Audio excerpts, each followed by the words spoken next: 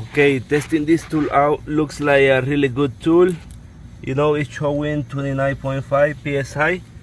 It's connected over here, and we have different options.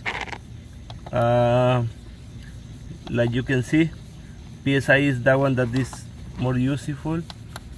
We can set this up to the number that you want to. You have that light over here, different one, different, but I like this one. And then if you are set at already 3.2, that's what I need. Turn this on.